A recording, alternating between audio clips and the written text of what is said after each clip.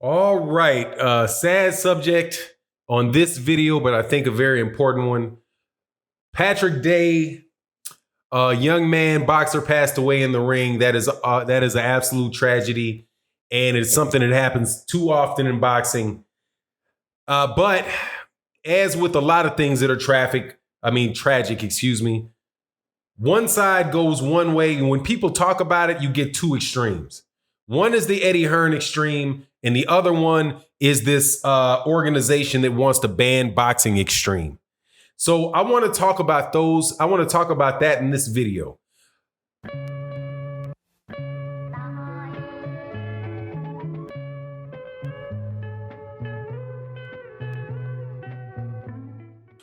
Okay, welcome back to the channel, subscribers. If you're not subscribed, I would greatly appreciate it if you subscribed and hit the bell icon.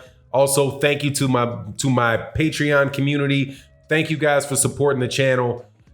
Thank you so much to everybody in the live stream community that come every Monday through Friday, right around 11:15 a.m. Central Standard Time, and OG Boxing Talk, 8 a.m. Central Standard Time on Sunday for the weekending show with my co-host Blood Boxing, KQKC Boxing, and Curtis Anderson. Let's talk about this, man. First of all, my condolences go out to the family of Patrick Day, to everybody involved, to the young man that he was in the ring with fighting. You know, you never want to see a boxing match turn out like that, but we all know that is a potential. That every fight has the potential for that, and so that is clearly one of the biggest risks in the sport of boxing. I say one of the biggest risks because also you have the long-term damage that take place to people, and that's also a very big risk. The passing of, and this is just my personal belief, the passing of an individual is something that everyone has to go through. And there's many philosophers, many people that have a saying that you don't pity the dead, pity the living who are missing that person. And I'm just saying that so the pain and suffering of the families and the people that had those loved ones go. But once somebody goes, then, they're in a better place, and they are wherever it is that we all go when that happens. So, my sympathies, empathy, and everything else goes out to their family. The other tragedy in boxing is when people live with brain damage or live with a tremendous amount of physical suffering for long periods of time. You have that in the case of Muhammad Ali, who lived over half of his life in a state where, he couldn't communicate. Also, you have people like Wilfred Benitez out of Puerto Rico, the welterweight from the 1970s that fought I think he was the youngest welterweight champion, or one of the youngest champions ever in boxing, who lost to Sugar Ray Leonard. He right now is in that situation. And, I could go on and on about the stories of people that have lived their lives after boxing and have really, difficult lives after their participation in the sport of boxing. So with that said, it's a very, very serious issue.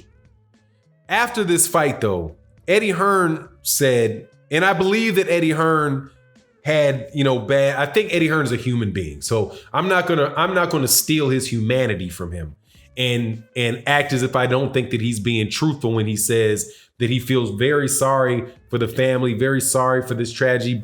This is boxing, and it's nobody's fault, right? And then on the other hand, you have a person who was with a brain injury, who is with an organization that called for the ban of boxing, saying that, it's hard to justify people saying that it's just boxing when people pass away from senselessly, is what the word that they use, pass away as a result of participating in the sport of boxing. That we know, and everybody knows, that when you get hit in the head, that you can get brain damage, and it can result in long-term disability, and it can result in death.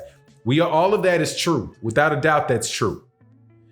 The argument that I put forth is that neither one of those, I don't necessarily agree with either one of them. I don't believe that it is nobody's to blame.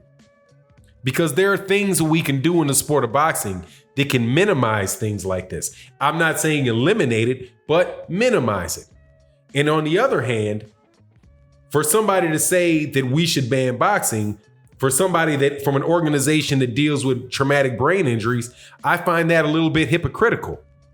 Because although that is the case with boxing, should not the focus be on things that cause significantly more damage? If in the entire planet, well, let me address the ban on boxing portion of it first. Boxing, and I pay attention to boxing very, very, very closely, okay? Despite what people in the comment section would say about me being a casual boxing fan, there is nothing casual about my fixation with the sport of boxing. I think it's safe to say that it's a fixation. I spend half my day talking about boxing, thinking about boxing, and or watching boxing, right? I'm a true avid fan of boxing. We know that there can be brain damage. That stuff can happen. But if you look at driving a car, for example, there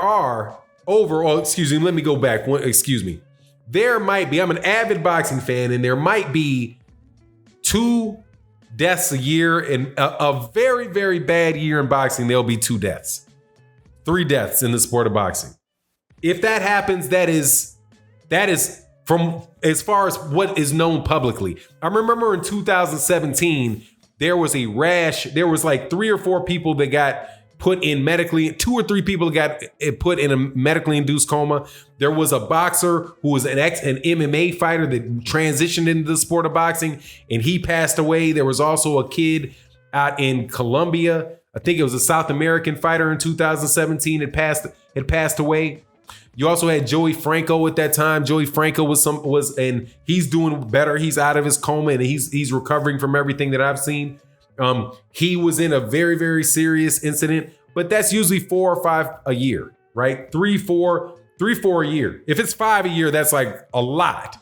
Often, some years there aren't any. There might be 1 or 2, but that is definitely a high risk of it. Compare that to a car. Car accidents, worldwide, there are over 3,600 deaths every day from driving automobiles. There are over 1.5 million people that die every year around the world from car crashes. Automobiles, by and large, are if based on the technology that we have in the world and if there was proper public planning for buses, mass transportation, things of that sort, there's no reason why we should have to drive around in basically little bombs.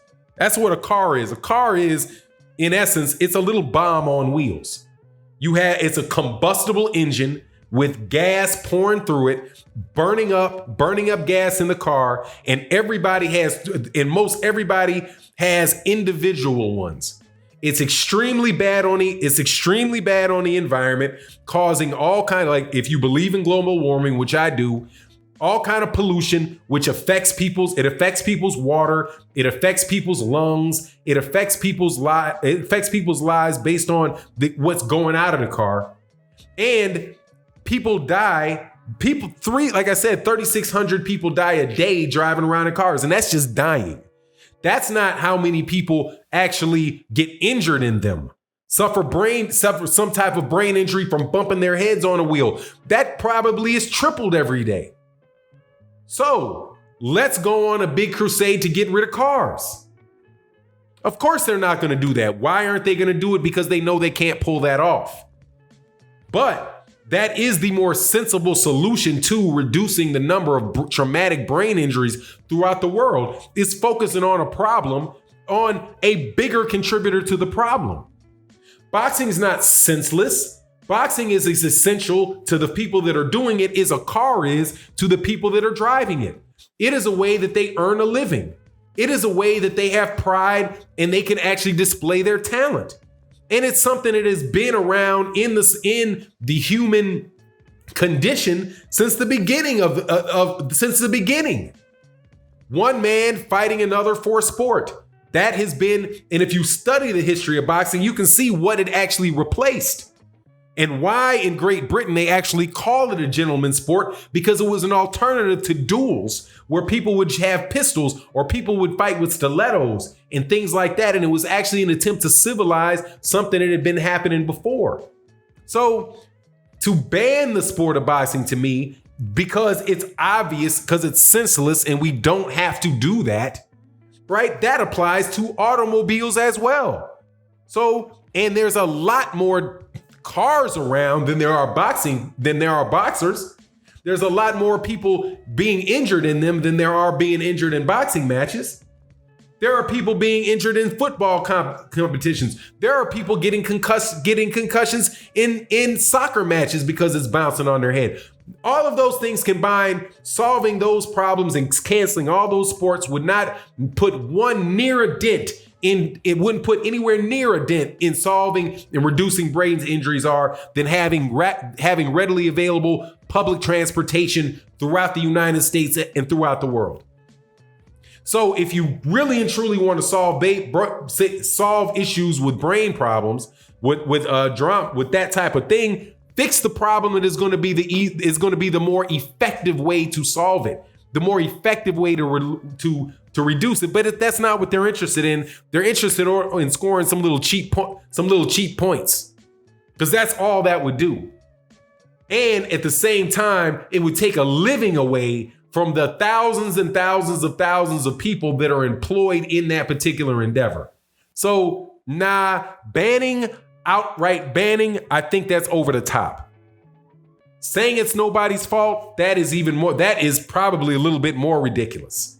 You have issues like steroids, Eddie Hearn. You had a person, Dillian White, get into the ring with Oscar Rivas under the influence of performance-enhancing drugs with gloves that he didn't have approved.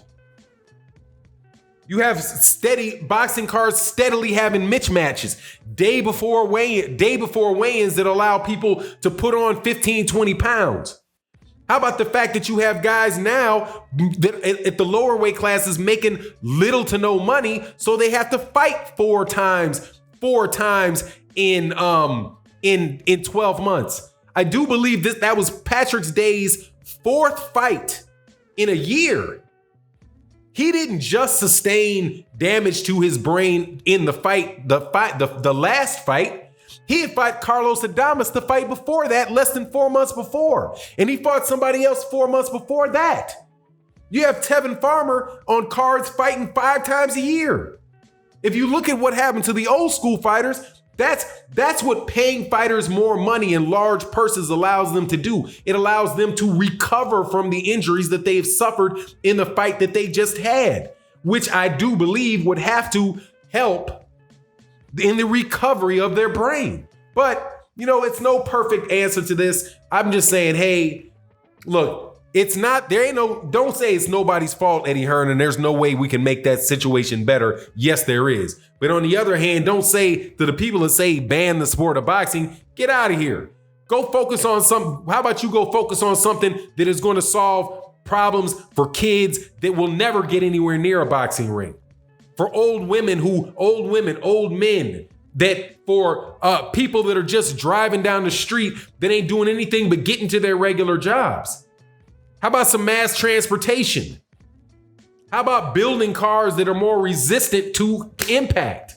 All of those type of things, but because they cost money to do, or they would take money out of the hands of the people that are profiting from it now, people don't, you don't want to get in an uproar about that. Anyway, it is what it is. Let me know what you think in the comment section. And with that, I'm out. Peace.